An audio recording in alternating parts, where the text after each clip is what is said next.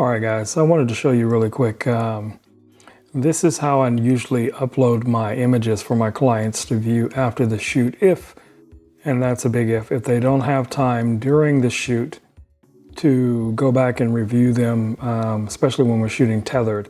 So I'd upload them to a site like SmugMug here, where they can see the raw images.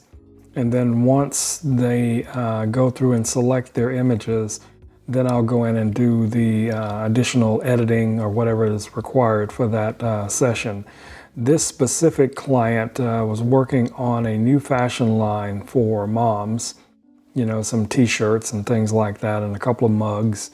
So we did a couple of basic shots of the items, the robe itself, as well as you know, some combined shots, which also need to be edited, things like that.